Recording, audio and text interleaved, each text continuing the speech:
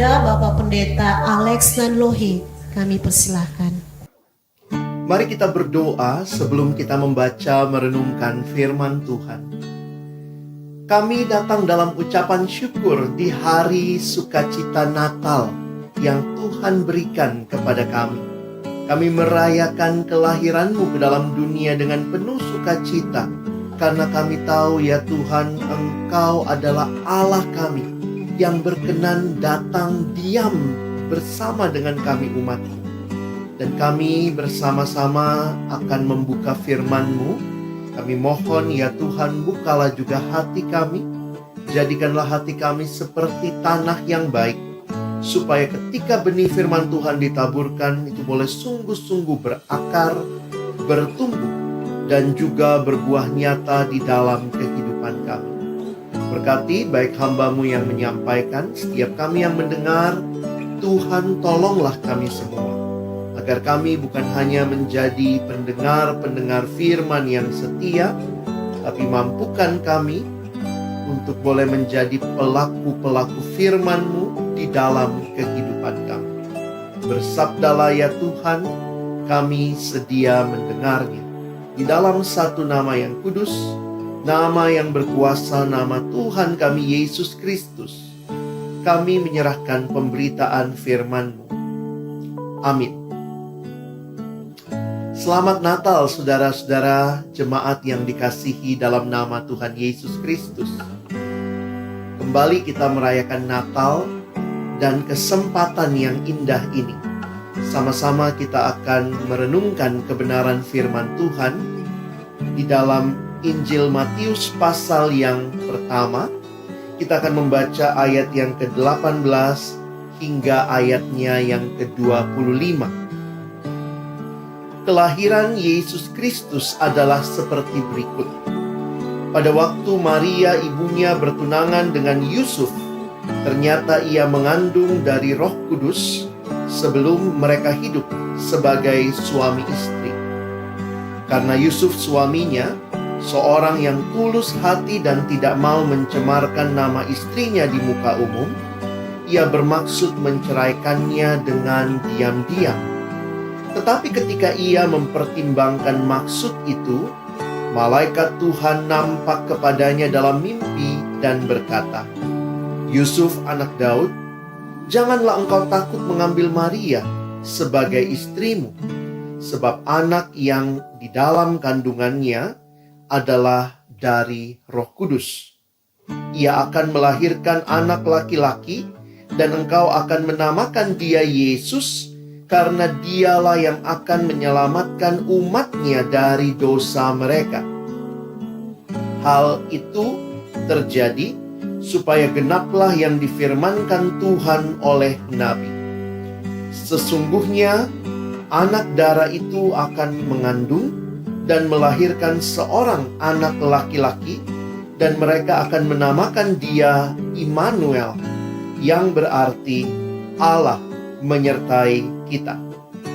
Sesudah bangun dari tidurnya, Yusuf berbuat seperti yang diperintahkan malaikat Tuhan itu kepadanya.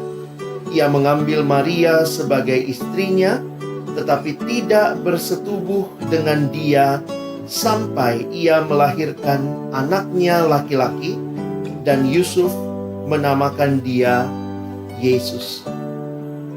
Jemaat yang dikasihi dalam Tuhan Yesus Kristus, Immanuel, Allah menyertai kita. Itulah tema perenungan yang akan sama-sama kita ikuti pada hari ini. Bicara tentang Immanuel, ini menjadi konteks yang menarik untuk kita perhatikan di dalam bacaan kita. Ketika malaikat nampak kepada Yusuf dan memberitahukan kepada Yusuf yang waktu itu berniat menceraikan Maria diam-diam, ada dua hal yang disampaikan oleh malaikat, bahwa Yusuf tidak boleh menceraikan Maria. Namun yang kedua, diberitahukan tentang nama anak itu.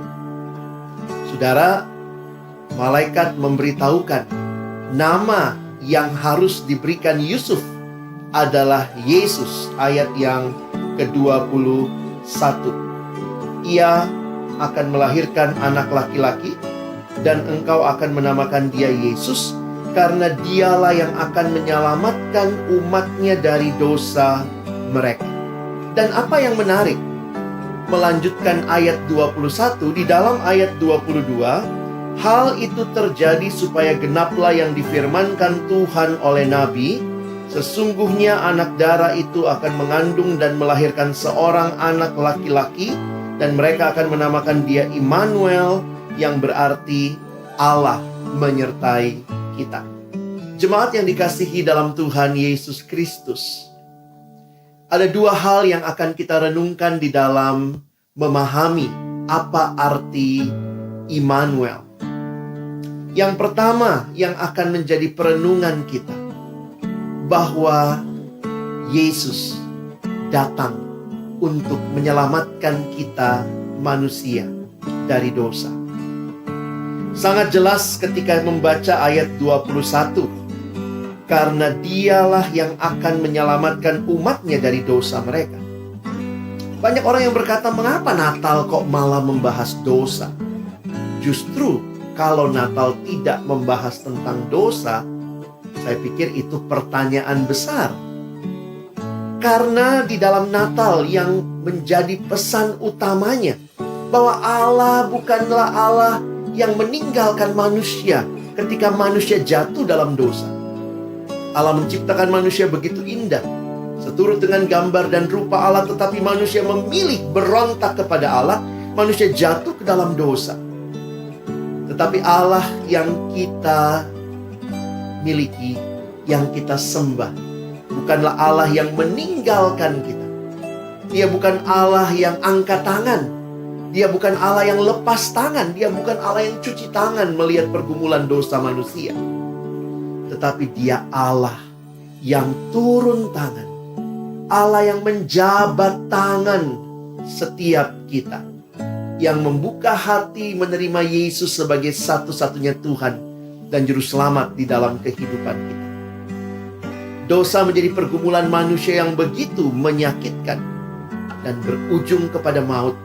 Tetapi kehadiran Yesus menjadi berita sukacita besar bagi dunia yang diliputi dosa, bahwa ada Juru Selamat yang membebaskan manusia dari dosa. Immanuel harus kita maknai dengan Yesus datang menyelamatkan manusia dari dosa. Allah menyertai kita karena dia telah memberikan anaknya untuk menebus dosa setiap kita. Manusia yang berdosa tidak mungkin datang kepada Allah yang kudus. Tapi Allah yang kudus berinisiatif di dalam diri Yesus Kristus, inkarnasi, datang menjadi manusia, menanggung dosa kita, sehingga kita bisa merasakan betul dia menyertai kita. Dia tidak meninggalkan kita. Pergumulan dosa yang terbesar yang saudara dan saya miliki, Yesus datang memberikan jalan keluar. Karena itu ketika dia lahir, malaikat berkata di dalam Injil Lukas kepada para gembala, bahwa inilah berita kesukaan besar bagi seluruh bangsa. Mengapa berita itu jadi berita kesukaan besar? Seringkali untuk mengerti berita sukacita besar, mungkin kita perlu tahu dulu apa berita duka cita terbesar yang dialami oleh seluruh bangsa.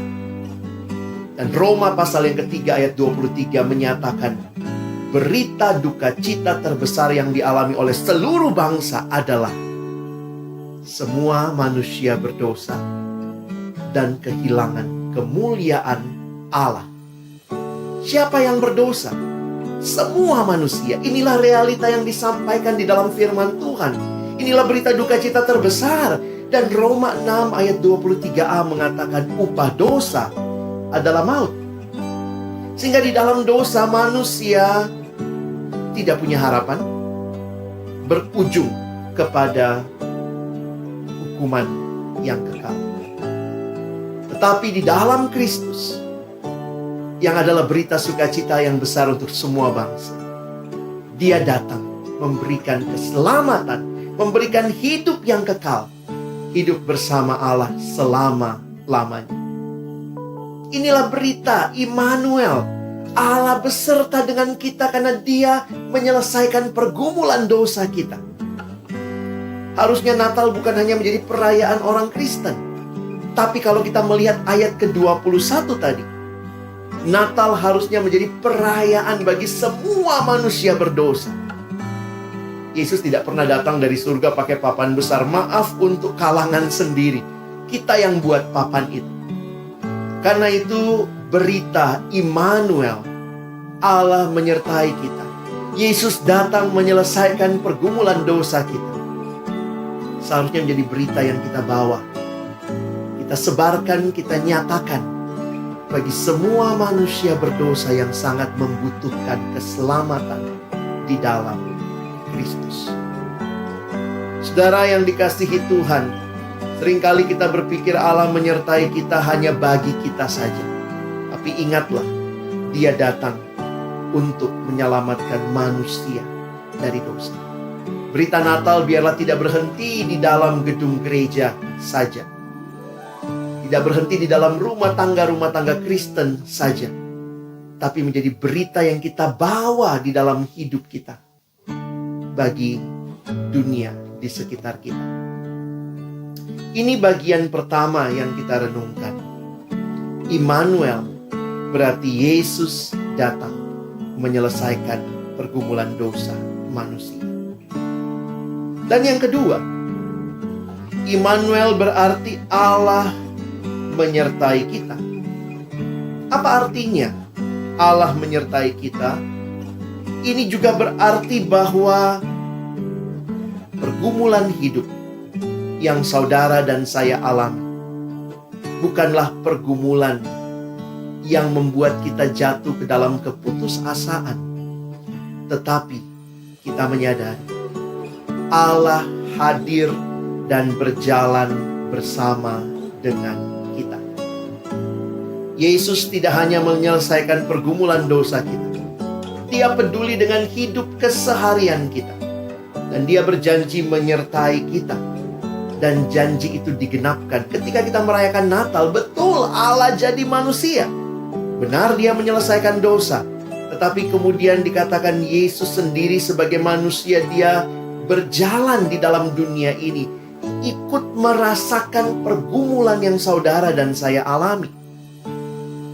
Ketika Dia menjadi manusia, Dia mengalami perasaan lapar, haus, mengalami dikhianati, mengalami dipukuli, bahkan dibunuh. Ini memberikan kepada kita satu kenyataan bahwa Dia bukan hanya Tuhan yang tinggal jauh di atas sana, yang hanya melihat pergumulan kita, tapi Dia hadir, berjalan bersama kita di dalam pergumulan kita. Saudara yang dikasihi Tuhan, kalau kita berbicara tentang pergumulan, saya pikir Tuhan tidak pernah berjanji hidup tanpa pergumulan. Bukan demikian hidup Kristen. Saudara lihat tokoh-tokoh di dalam Alkitab, mereka bukannya tidak punya pergumulan. Tetapi apa yang membedakan orang-orang percaya dengan mereka yang belum mengenal Tuhan? Yang membedakan adalah kehadiran Kristus yang nyata, yang dialami ketika kita menjalani hidup dengan berbagai pergumulan yang ada. Allah menyertai kita. Dia hadir di dalam langkah-langkah kehidupan kita. Saudara perhatikan apa yang terjadi di dalam kitab Yesaya. Di dalam Yesaya pasal 7, kalau saudara membaca, ada koalisi kerajaan Aram dan Israel yang akan menyerang Yehuda.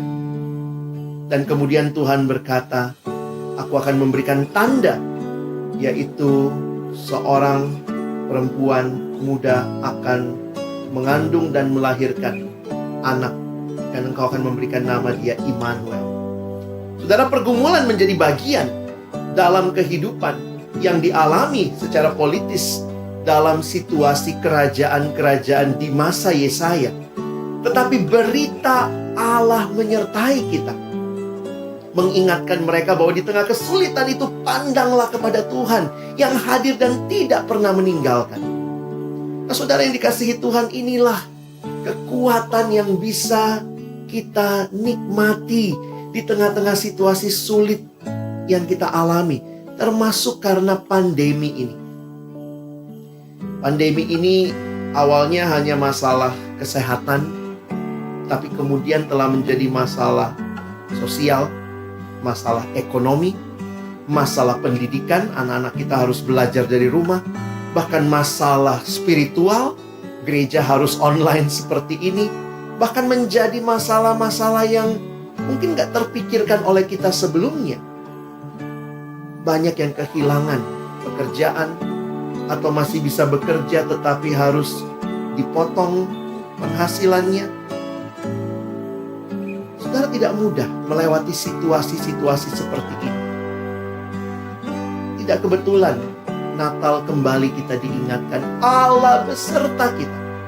Di tengah kehidupan pergumulan umatnya, Allah tidak meninggalkan, Allah beserta dengan kita. Dia menyelesaikan masalah utama saudara dan saya, yaitu dosa. Sebenarnya dosa itulah pandemi yang sesungguhnya, saudara.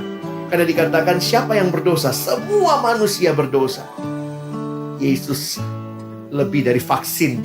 Kehadirannya memberikan kelegaan, kelepasan dari dosa. Dan dia berjanji menyertai perjalanan kita. Dan itulah yang dia buktikan. Dia menyertai dan tidak pernah meninggalkan. Injil Matius dimulai dengan kisah tentang Yesus. Dan dia disebut Immanuel, Allah beserta kita. Dan Injil Matius ditutup dengan Matius 28, berbicara hal yang sama. Ketahuilah, aku menyertai kamu senantiasa, kata Tuhan Yesus, sampai kepada akhir zaman. Perintah ini diberikan untuk beritakanlah kepada seluruh bangsa. Jadikanlah semua bangsa muridku, disertai dengan janji, aku akan menyertai kamu senantiasa sampai akhir zaman. Saudara, Tuhan berjanji bukan hanya menyertai kita di awal kehidupan rohani kita, tapi ketika kita menjalani kehidupan kita, menjalani kehidupan untuk bersaksi juga tentang Dia, kehidupan yang penuh pergumulan di dalam lika-liku kehidupan, Tuhan berjanji, aku menyertai kamu. Apakah kita sebagai umat Allah merasakan, mengalami penyertaannya? Banyak orang dalam situasi yang sulit marah sama Tuhan. Tuhan, mengapa begini? Tuhan, mengapa begitu? Seringkali kita menilai siapa Tuhan dari apa yang kita alami. Saudara, saya seringkali melayani ke sekolah. Dan yang menarik biasanya ketika ada ujian nasional misalnya, saya beberapa kali diundang memimpin ibadah persiapan ujian nasional. Ya, kalau ujian nasional aja ibadah gitu ya saudara ya, kebaktian. Dan dalam satu kesempatan saya bertanya kepada para siswa, kalau kalian lulus ujian nasional, Tuhan baik? Wah, semua jawab baik gitu ya. Lalu saya bertanya lagi, seandainya kalian tidak lulus ujian nasional, apakah Tuhan baik? Sulit dijawab, saudara. Karena kita punya konsep Tuhan itu jadi baik tergantung pergumulan saya. Kalau saya ngalamin yang baik, maka Tuhan jadi baik. Tapi kalau saya mengalami yang tidak baik, oh Tuhan sedang tidak baik. Saudara, siapa yang Tuhan? Seringkali tidak mudah kita menyadari tentang kehadiran Tuhan di hidup kita. Sehingga penyertaan Tuhan pun seringkali kita tidak rasakan. Kenapa? Karena kita sedang merasa Tuhan tidak peduli, Tuhan sedang meninggalkan kita. Tapi Natal sekali lagi kita rayakan, Tuhan ingin menyatakan kepadamu, kepadaku, kepada semua kita, aku menyertai kamu. Aku tidak meninggalkan kamu. Aku menyertai kamu senantiasa sampai kepada akhir zaman. Apa bukti penyertaannya? Ketika saudara dan saya bisa melalui semua pergumulan ini dengan firman yang menuntun hidup kita, dengan kekuatan yang kita dapatkan dari Tuhan hari demi hari. Kan itu jangan tinggalkan firman Tuhan. Tuhan menuntun kita melalui firman-Nya. Firman-Nya membuktikan penyertaan-Nya. Tuhan sediakan bagi kita. Dan banyak pintu-pintu yang Tuhan buka mungkin di sekitar kita. Ingatlah, itu bukan semata-mata usaha saudara, kekuatan kita, tapi adalah anugerah Allah yang sedang terus memimpin hidup kita. Lihatlah kebaikan-kebaikan di tengah-tengah begitu banyak hal yang sulit yang mungkin kita alami. Sehingga seperti kata sebuah pujian, hitunglah berkat-Mu satu persatu. Kau akan lihat bagaimana Tuhan telah menyertai. Saudara yang dikasihi Tuhan, Immanuel, Allah menyertai kita. Kiranya boleh kita alami di tengah-tengah situasi sulit yang kita belum tahu sampai kapan pandemi ini akan selesai. Tapi biarlah kita yang merayakan Natal hari ini sekali lagi memandang kepada Tuhan, Sang Immanuel, menyadari Dia datang bagi kita. Dia bebaskan kita dari dosa. Berarti saudara, tinggalkan dosamu. Jangan hidup dalam ketidaktaatan. Hiduplah bersandar kepada Tuhan. Dan Dia Immanuel, Dia berjanji menyertai langkah-langkah kita. Percaya padanya. Bersandar padanya. Jangan andalkan kekuatanmu sendiri. Buka firman-Nya yang menjadi pelita bagi kaki kita, terang bagi jalan kita. Ini menunjukkan bahwa kita ada dalam dunia yang gelap. Tapi sekali lagi Tuhan memberikan firman-Nya menjadi pelita menuntun kita. Kiranya penyertaan Tuhan yang sempurna ini benar-benar saudara dan saya alami. Masuki tahun yang baru juga, tahun 2021, yang kita belum tahu apa yang akan terjadi di depan. Mungkin masih begitu buram untuk kita melihat masa depan. Tapi ada satu yang pasti, Allah yang menyertai kita akan berjalan bersama dengan kita, menuntun kita di dalam langkah-langkah hidup kita ke depan. Sekali lagi selamat Hari Natal 2020 dan selamat memasuki tahun baru, tahun 2021, tahun pengharapan karena ada Tuhan yang berjanji menyertai saudara dan tidak meninggalkan kita. Jalanilah hidup kita dengan bersandar kepada Tuhan. Amin. Mari kita berdoa. Bapa Surgawi, terima kasih buat firman-Mu. Terima kasih karena Engkau Allah yang menyertai kami. Allah yang peduli dengan pergumulan-pergumulan kami. Allah yang menyelesaikan dosa kami dengan kematian Putra-Mu Yesus Kristus di kayu salib. Tapi juga Allah yang menyertai langkah-langkah perjuangan kami. Karena di dalamnya kami sadar ada Tuhan yang memegang tangan kami, yang menuntun kami melalui firman-Mu. Itulah kekuatan kami untuk terus melangkah maju. Berdoa bagi saudara-saudara yang saat ini mungkin kehilangan pekerjaan, menghadapi kesulitan hidup, mengalami dampak dari COVID ini. Seringkali sulit bagi kami mengatakan, Tuhan, terima kasih Engkau menyertai kami. Tapi kiranya firman Tuhan yang kembali kami renungkan, di tengah kesulitan kami, biarlah kami boleh bersyukur senantiasa kami punya Tuhan yang menyertai kami, memimpin kami dan tidak pernah meninggalkan kami. Terima kasih Tuhan, tolong kami melangkah memasuki tahun 2021 ke depan dengan langkah yang tegap. Bukan karena kami kuat, bukan karena situasi begitu jelas di depan kami, tetapi karena kepastian Tuhan menyertai, berjalan bersama kami. Tolong kami bukan cuma jadi pendengar firman, tapi jadi pelaku-pelaku firman dalam hidup kami. Sekali lagi kami bersyukur dalam nama Yesus kami berdoa. Amin.